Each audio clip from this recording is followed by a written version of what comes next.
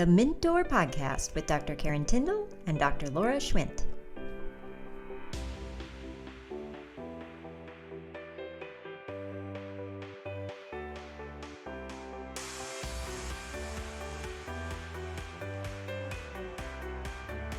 Are you a high achiever feeling the burnout blues?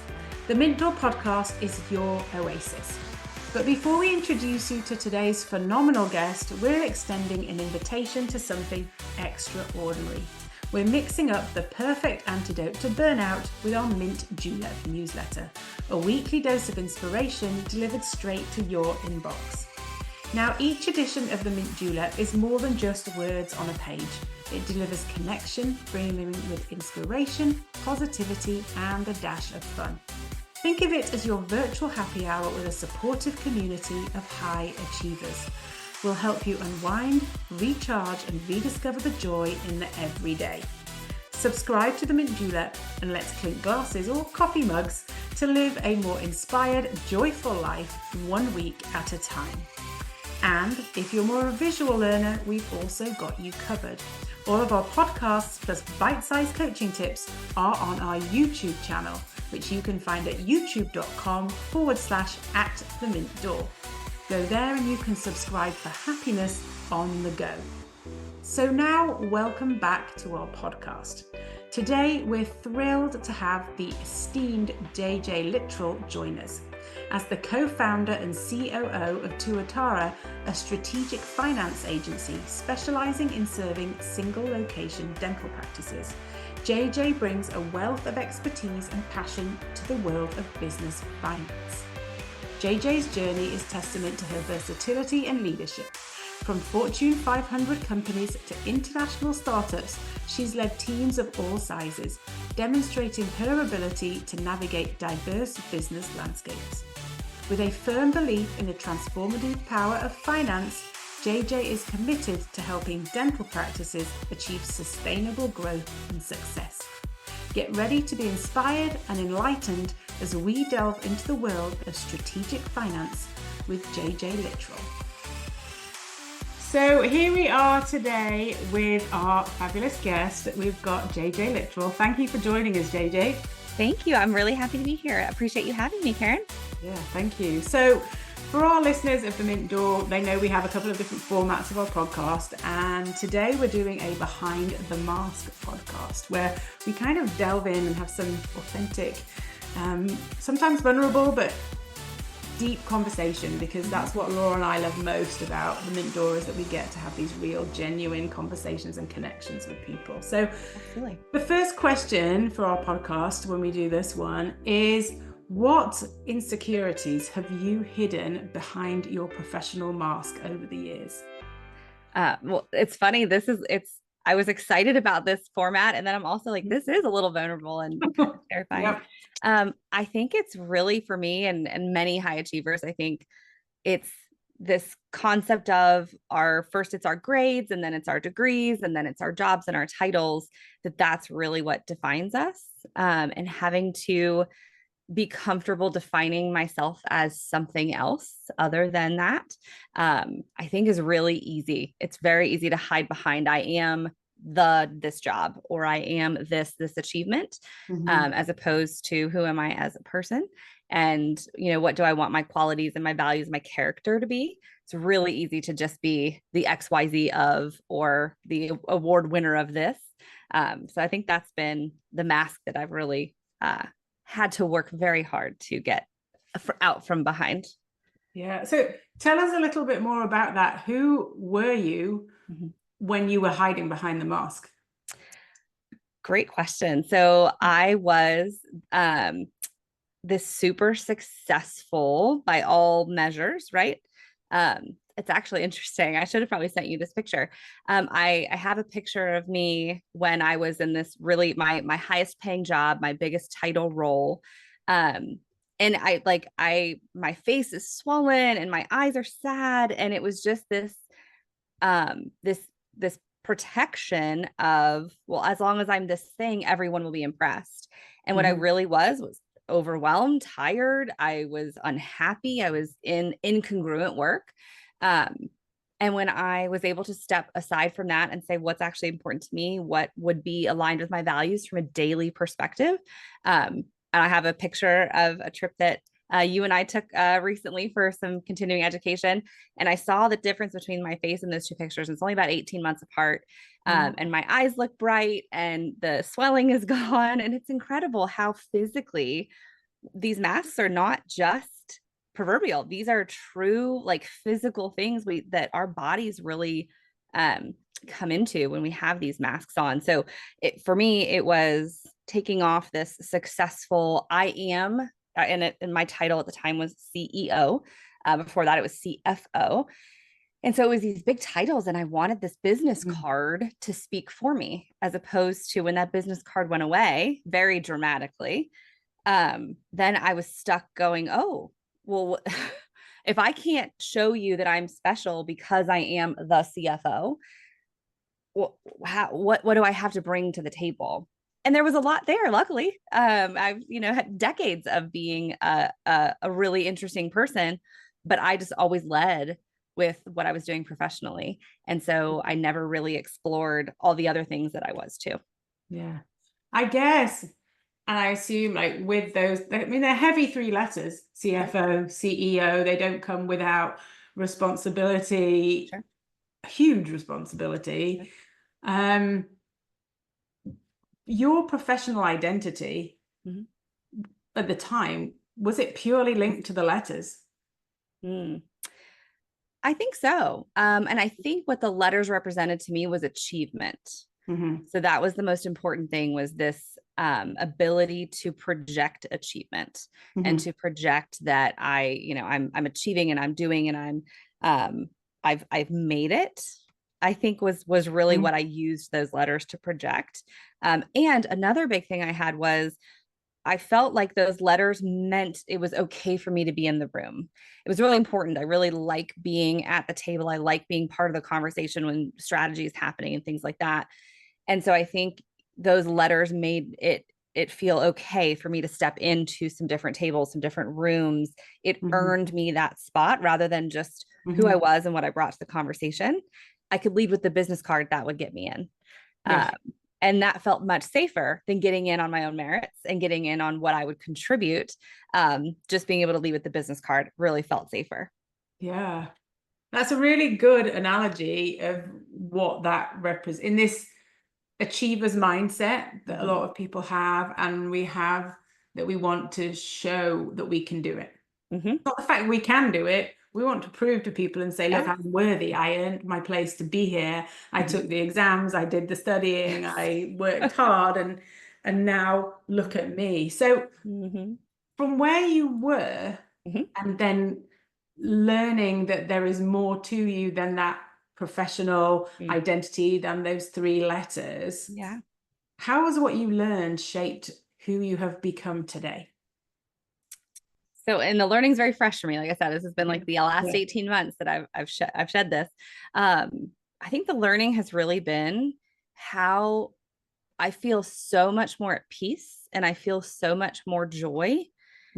It's not that it's been easy, but to set that down and to identify now as a person who is a good connector, as a person who is passionate about what I do, leading with those things has actually felt like a weight is off me. It's been a huge, just a deep breath. And I look back and I think that was never worth it. Like living that way for so long was so heavy. And seeing the toll that it took on my mental health and my physical health, and now being just 18 months out of it and looking back and going, wow, I wish I hadn't hid behind that for so long, because there is so much of value that has nothing to do with the title that I hold. And it's so, now I own my own business now, and it's so hard to not get wrapped up in other vanity metrics. So now you hang out with other business owners and it's how much revenue are you doing? How many practices do you serve? And there's all these metrics and things that I find myself being tempted to, oh, well, if you look at it this way, I can say this big number or this big thing, or these, my favorite is percentages. If you go from 1 to 2, you grew by 100%. And so people like to use those, and it's easy. And I think that would be an easy mask to put back on. But because I have been so I've benefited so much from really kind of stepping into this new identity of who I am individually versus what I do for a living. Has really helped me not get into mess. I don't do it all. I'm not perfect, but it's helped me kind of stay out of some of that comparison game and some of that, use these numbers and do these things to prove your worth versus I have a great gift to share with the world. I bring a ton of value to the table as who I am. Put any number of titles or things or accolades or percentages on top of that. It doesn't change the fact that I'm really happy that I'm here to bring value. Yeah. That comparison piece, when you look at other people's businesses, when you see what other people are doing on social media and you think, oh, I haven't done it. There's always that feeling of I'm less than because somebody else, the outward appearance is that they seem to be doing it better. This is something that I think we all deal with on a very regular basis when that comes up. What are you saying to yourself in those moments to not let yourself slip back into the mindset of the CEO, the CFO, when you would have done that? Yeah, it's very new, so it's still it's a learned skill that I'm having to really continue to practice. What I've come back to is, and it's maybe not fair because I did have those achievements where I can point back and be like, but I was that thing. But in the moment, I think, well, what life would I rather lead? A life where I'm doing this and I'm creating this and I'm pursuing these things, or that life back then when I had that business card that was so unfulfilling. And it's really coming back to that of if I had to just be the CEO or the CFO versus getting to pursue life the way I am now, it's night and day. I'm so much happier over here that I just remind myself it doesn't matter what any of those metrics say. It doesn't matter what any of that is, because when you had all of that, you weren't happy. And life is very short, and I would never go back to that. There's no circumstance that you could say will drop you back into that scenario and you can just pick up where you were. It's like, what is it, the red pill or whatever? Like I've seen it now. I know what's behind this door, and I couldn't go back. So it's really focusing on how does it feel to be doing what I'm doing? And does that feel any differently because I've done or achieved or have XYZ metric? Can I be proud of the effort that I'm putting in? Yes. Okay. Then that's the metric for the day. And we get to go move on to the next thing. So it's not easy and I'm not perfect at it, but that's where I'm trying to kind of anchor back into. Yeah. Well, it sounds like you're thinking it in a very sensible, logical way and tying it into Sitting here with you. Yes. Yeah. It sounds good, but you're realistic as well. So I think that's the refreshing piece of this. If people are listening and they're thinking, oh, what is JJ's new business? What are you? Tell us a little bit, give us a taster of what it is that you actually do. Yeah. So back in the first of this year, co-founded a strategic finance agency strictly for dentists. So very, very specific in the dental industry. Bore from previous dental consulting that I had done. Seems like a lifetime ago. It was only a few years.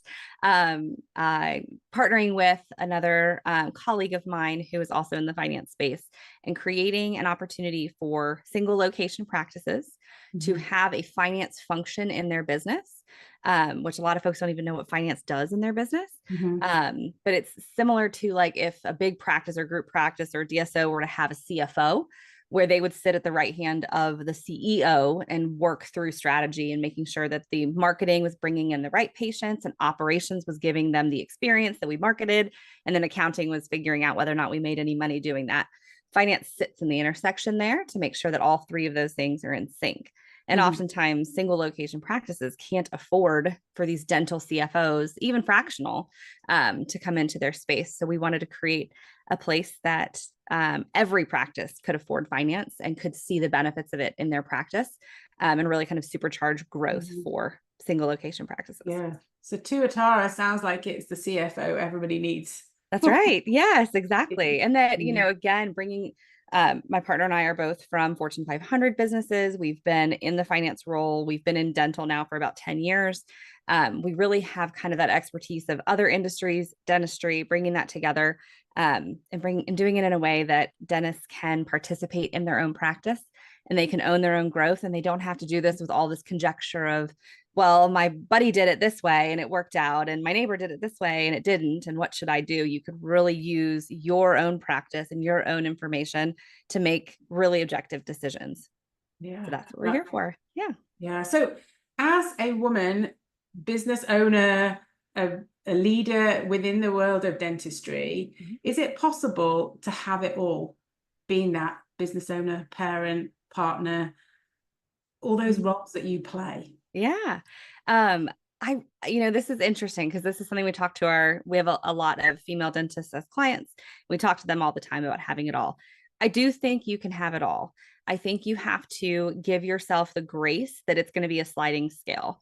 I don't like to talk about work-life balance. I like to talk about a high quality of life, and that can look very different in each season. So as you have young children, quality of life might just be like everyone got to bed and they were fed and they were alive. Like that could be a really high quality of life. My children are a little bit older now, so they have a lot of autonomy, and I'm now able to really pursue my passions from a career perspective while still being, as long as I can turn off by about 5:15 and go to the ball fields. It's a really good season for me for that. So I think it's this wholeness of life that you have that gets to be really fluid.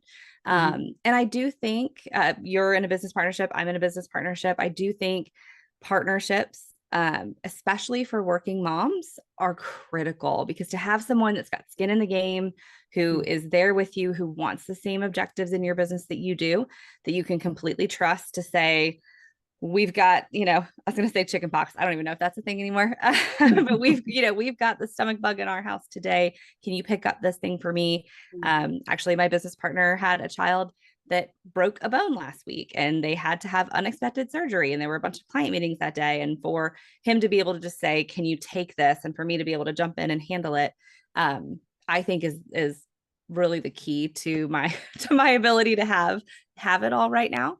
So I think finding those pieces, if some people that might be a full-time nanny and being able to have it all with having more support at home, maybe it's having a partner to have more support in the business. But I really do think we can have it all, so long as we understand it's a fluid scale, and you may not be at a 10 in every one of those levels at all the time. And that's okay too, because I think we can't perceive the 10 if we're not also feeling some 3s and 4s and 5s and 6s. Like I think if everything's a 10, you stop feeling the 10. And so that's a bit of the human experience, I guess, is having that pleasure with that pain and having it kind of be the sliding scale. Yeah. I like it when I don't like having a cold, but if you have a cold and you're feeling completely rotten and you can't breathe and you're blocked up, when you feel normal feels incredible. Right? You're like, watch me breathe through my nose. Breathing is lovely. Yes. So it's that same sort of thing. The ups and the downs, and it's riding a wave, and everything is about equilibrium, and it shifts. And some days it may be more work, and some days it may be more family. And to be able to have the freedom to do that and the flexibility with a partnership, for Laura and I, that is, one of the best things about working with a partner, is that we get to bounce ideas off each other. We get to kind of double check our gut instinct on things. Yeah. We're normally pretty in line. Well, we're always in line with each other when it comes to gut instinct. And I don't know about you with your business partner, but we've got to a point where if we're in a meeting, we can almost tell what the other person is thinking without even having to ask them what the thought is. That when we can meet later, we're like, you were there? And I was like, yeah, I was there too. I saw that. Yeah. Yeah. That's super fun to be able to have that relationship with somebody when you know it so well. So it is. Now, I know one of your favorite passions, if we go away from the work topic, is traveling. Yes.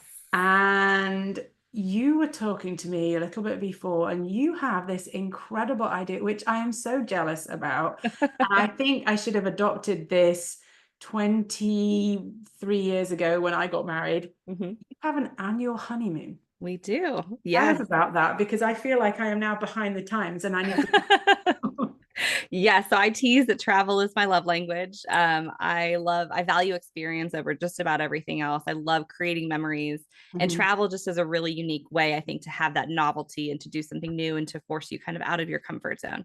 So always love to travel. We were teasing. So I got married very young. I was 25. And we were teasing, getting ready for the wedding, that I was like, I'm counting down to the honeymoon. I was like, forget the wedding. Like, this wedding is exhausting. Again, I was 25. So we had a big party essentially. And so many people and, family dynamics and all the things was exhausting. But I'm like, but 2 days later, we got on an airplane and we go to the beach. And I'm like, that's perfect. And so I had this crazy idea. We were married on September 19th. And I said, I don't ever want to sleep in our bed on September 19th. I always want to be Oh, somewhere else. And just kind of forcing us to have that intentional touch base and that intentional time and space away. We knew when we got married, we would want to have a family, and we were fortunate enough to have 2 children. And it's really easy to get sucked into their schedules and their things and all of those. And just being able to come back to a space where we have time every year, we know that that's sacred and that we won't be anywhere else but together and focused on each other and our marriage on September 19th. So this is going to be our 16th honeymoon this year. We leave next week. Some years it's really big. Like we've been, to Jamaica, and we've done some big trips like that. And then this year we're going to a little cabin in the mountains that's about 2 hours away from where we live. So we've done big, we've done small. We've been gone for 2 days. We've been gone for a week.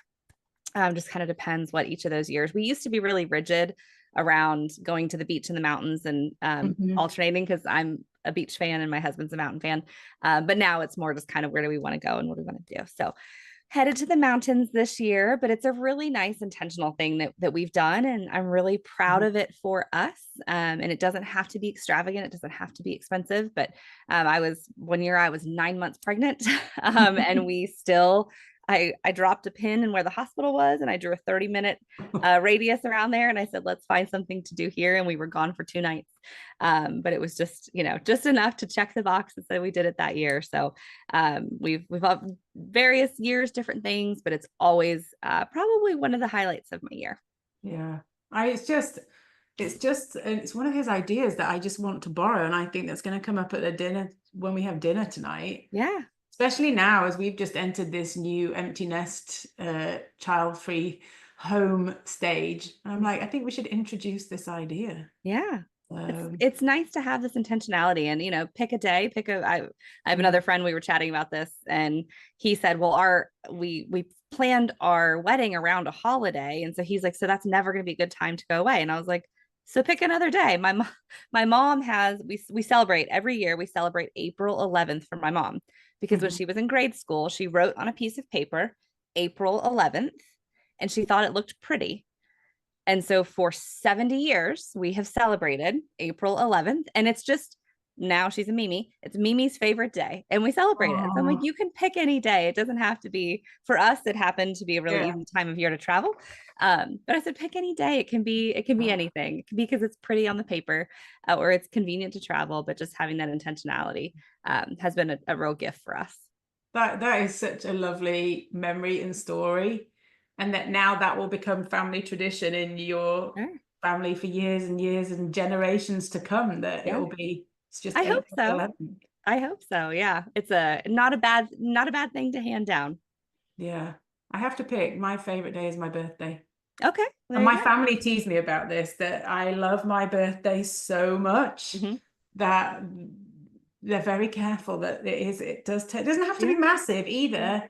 I just have to do things that are going to make me happy on that day. This year we flew overnight from America back to London, and we landed in London on my birthday, and I was so determined that it wasn't going to be just a day consumed by jet lag and travel and being uncomfortable with a stiff neck on a plane. Yeah.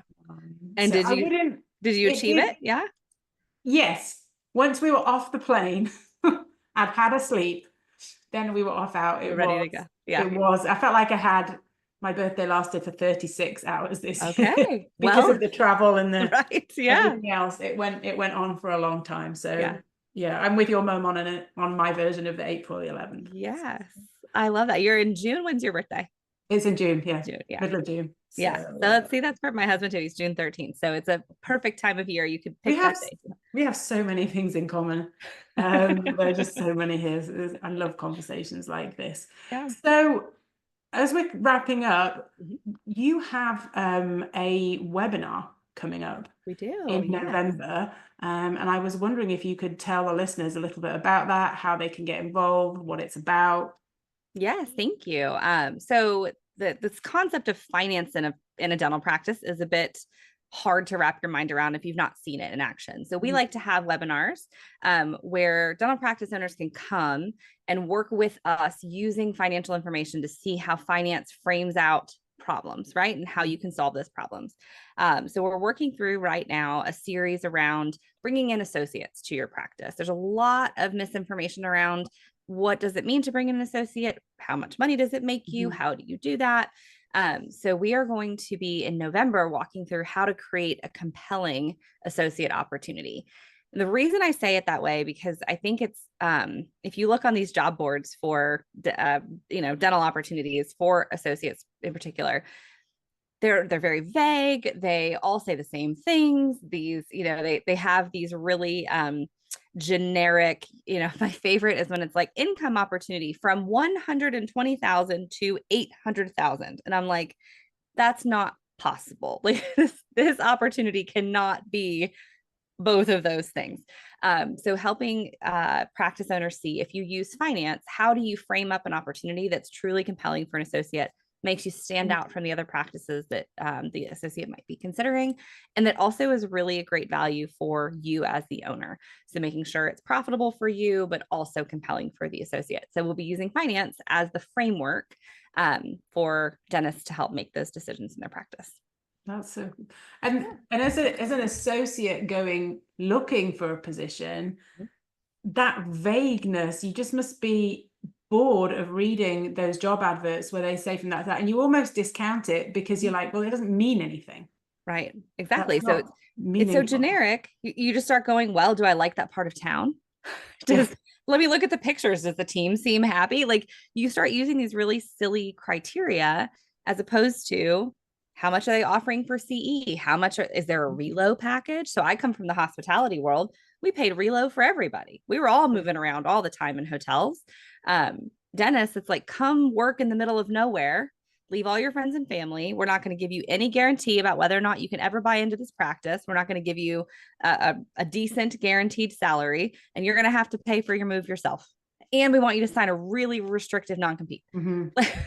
Like what that doesn't compel an associate at all. And then these posts in these forums like why did we only get 2 applications? And I'm like, because that is not a compelling opportunity.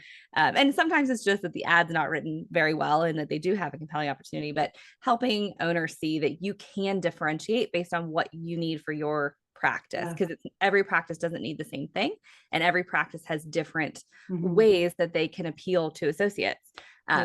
So again, it's hard sometimes to understand like, well, what would finance do for me? I've had some practice owners, they're like, well, I have dental intelligence and I have a CPA, a tax CPA.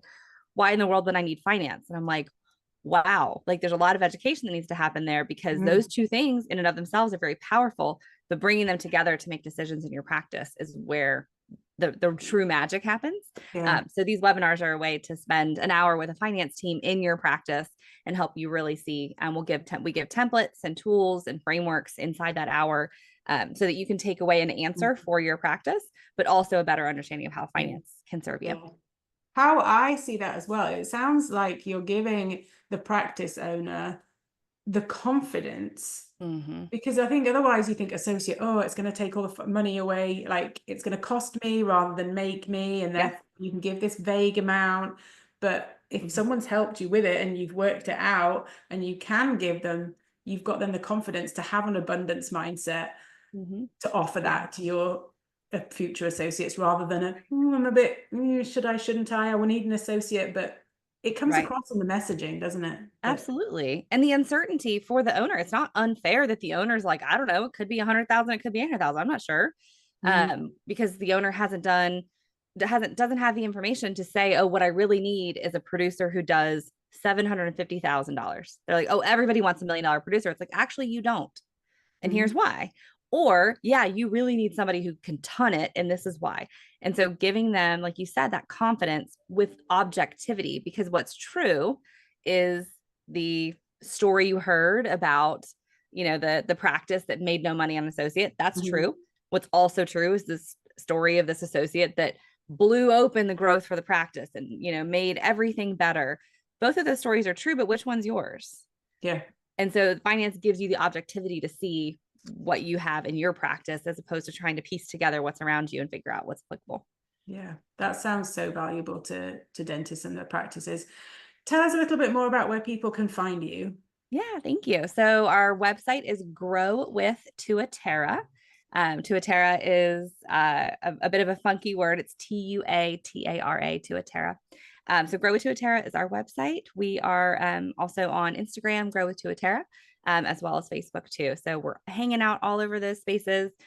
First call is always complimentary. We would love to just chat with dental practice owners. We add value on every call that we have, just really out there to try to help single location practices feel confident in their growth, and support the industry as a whole as best we can. Yeah, well, thank you for those. And we'll make sure that we put those in the show notes as well, so people can easily find those. Before you go, tell me what Tuatara means. Yes. So I love the story. I'll give you the short version. We were, wanting to come up with a beautiful name and something that we really loved, and went through a whole bunch of iterations and really wanted something that meant something to us, and that sparked a conversation. So Tuatara is actually inspired by a lizard-like creature that's off the coast of New Zealand. And on the outside, it looks basically like a dinosaur. But on the inside, it has been studied to be one of the fastest evolving species that's ever been studied. So it's a really unique kind of combination of what's always been, but then also changing with the times. And that's very similar to dentistry, where we have pretty much the same teeth structure that we've had for a number of years, but the industry of dentistry has changed so dramatically. And we want to help dentists with their evolution as this industry grows and changes. And the last 20 years of change, probably will only be dwarfed by the next 20 years of change in this industry. So really helping dentists in their evolution, whatever that looks like for their practice. Oh, well, thank you for sharing that. I have an idea for you of how you can combine work and travel. You guys need to go to New Zealand to have a picture with a Tuatara on the beach. Yes, this is perfect. I love it. It's marketing, it's research, it's all kinds of great stuff, and I can travel. This is brilliant. I'm gonna do it. So that's the next picture that I need to see on the beach with the lizard. Absolutely.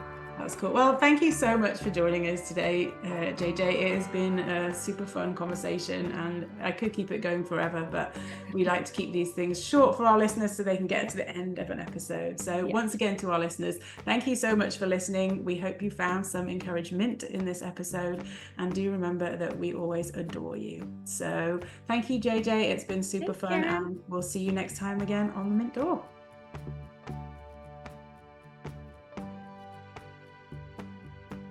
Thanks for listening, and subscribe for more holistic performance content.